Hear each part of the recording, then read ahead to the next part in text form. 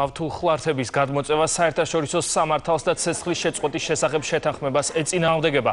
ასე გამოეხმაურა რუსი სამხედროების მიერ საოკუპაციო ზოლის გადმოწევას შეერთებული შტატების სახელმწიფო დეპარტამენტი. განცხადება ჯონ ქერის უწყების პრეს-სპიკერმა გააკეთა.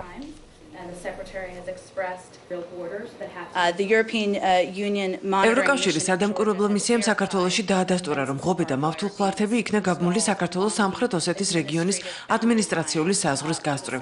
ჩვენ ვიზიარებთ საქართველოს წუხას იმასთან დაკავშირებით, რომ ეს ღობე ეწინააღმდეგება საერთაშორისო სამართალს და 2008 წელს რუსეთთან ცეცხლის შეწყვეტის შეთანხმებას. ჩვენ მხარს ვუჭერთ საქართველოს სუვერენიტეტსა და ტერიტორიულ მთლიანობას საერთაშორისო დაღიარებულ საზღვრებში. გაურკვეველია, რატომ იქცევა რუსეთი ასე, რადგან ახალი მთავრობის მიმართ მათი ძირითადი განწყობა პოზიტიური იყო და ცდილობდნენ თუ არა ტერიტორიული დავები სხვა ურთიერთობები გადაეტვირთათ. იგივენაირად იქცევიან ამერიკის მიმართ. პერიოდულად ამბობენ, რომ უნდათ ურთიერთობების გაუმჯობესება და ამასთანავე აწყობენ ეგრეთ წოდებული ჯაშუშების სკანდალს. შესაძლოა პუტინი მთლიანად ვერ აკონტროლებს ყველაფერს, როგორც ადრე. რუსები არ აპირებენ მოლაპარაკებას საქართველოს ტერიტორიების ოკუპაციასთან დაკავშირებით. საქართველოს საგარეო საქმეთა მინისტრთან შეხვედრის დროს ბუნებრივია განვიხილეთ შიდა ქართლში მიმდინარე პროცესები.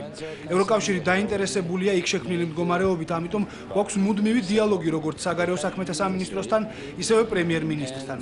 ევროკავშირმა უკვე დააფიქსირა თავისი პოზიცია საოკუპაციო ზოლის გადმოწევასთან დაკავშირებით. ჩვენ კიდევ ერთხელ აღვნიშნავთ, რომ მხარს ვუჭერთ საქართველოს ტერიტორიულ მთლიანობას.